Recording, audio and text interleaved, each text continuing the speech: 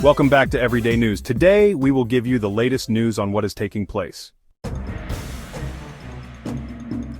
Johnson and Trump pull off dramatic comeback to advance GOP agenda in House vote whiplash. Last-minute maneuvering and Trump's intervention save critical budget blueprint. In a stunning turnaround Tuesday night, House Speaker Mike Johnson and President Donald Trump pulled off a dramatic victory to advance the GOP agenda, rescuing a critical vote that had appeared doomed just moments earlier.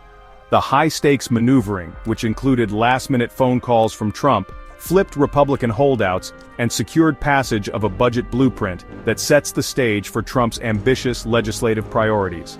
The day was marked by chaos and uncertainty as House Republicans struggled to rally enough support for the budget plan. At one point, Johnson and his leadership team scrapped the vote entirely, only to reverse course minutes later and call fleeing members back to the floor. The dramatic whiplash culminated in a narrow victory, with only one Republican defection, fiscal hawk Representative Thomas Massie of Kentucky. The world didn't end today, but I do see the edge, quipped Representative Pat Fallon, a Texas Republican capturing the tense atmosphere in the Capitol. Trump's intervention proved pivotal. The former president made personal calls to sway key holdouts, including Representative Victoria Spartz of Indiana, who ultimately changed her vote after speaking with him. He's on board to get some great things done on healthcare. I trust his word, Spartz said, highlighting Trump's influence in the final hours. On the other side of the aisle, Democrats pulled out all the stops to ensure near-full attendance. Representative Brittany Pedersen flew back to Washington with her 4-week-old baby, while Representative Kevin Mullen, recovering from knee surgery, traveled from California with an IV in tow. Despite their efforts, the GOP's unity ultimately carried the day. While Tuesday's vote was a procedural win, the real challenges lie ahead. The House and Senate must now reconcile their divergent budget plans, which include sweeping tax cuts, steep spending reductions, and new funding for border security and energy production in the House version, versus a more limited Senate plan focused on national security and energy. The stakes are high. GOP leaders face crushing deadlines to avoid a government shutdown next month and a potential economic default later this spring. Navigating these political landmines will require near-total unity from a party still grappling with internal divisions. The dramatic vote marks a critical step forward for the GOP, but the road ahead is fraught with challenges.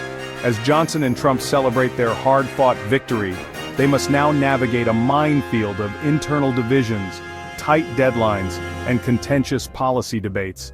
The success of their agenda, and perhaps their political futures, hangs in the balance. Russia proposes a U.S. deal for access to critical minerals in occupied Ukrainian territories. Moscow floats an economic partnership involving rare earth minerals in annexed regions. Russia has proposed a potential agreement to the Trump administration that would grant the United States access to rare earth minerals and other valuable metals in parts of Ukraine currently under Russian military control, according to U.S. officials familiar with the matter. The proposal, which was discussed during a recent meeting in Saudi Arabia, could allow the U.S. to gain partial ownership of resources in regions such as Donetsk and Zaporizhia, which Russia annexed in 2022.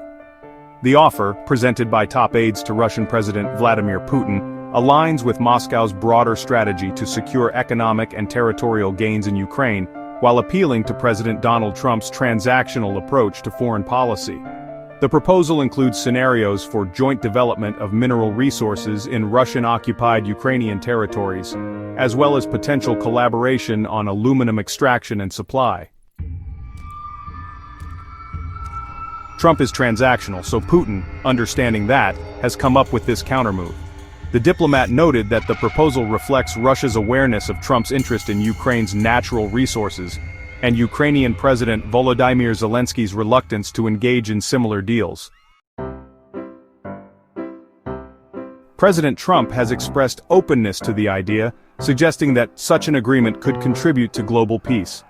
Donald Trump, we're trying to do some economic development deals. They have a lot of things that we want. If we could do that, I think it would be very good for world peace and lasting peace, Trump told reporters referring to Russia. Trump also indicated that his administration is close to finalizing a separate deal with Ukraine over its rare earth minerals, which could involve splitting ownership of the resources evenly between the two countries. However, he did not confirm whether he has discussed the Russian proposal directly with Putin. In an interview with Russian state television, Putin stated that he is open to offering the U.S. access to rare minerals in both Russian-occupied Ukrainian territories and within Russia itself. He downplayed concerns about U.S. negotiations with Ukraine over mineral resources, emphasizing that Russia possesses significantly more resources than Ukraine.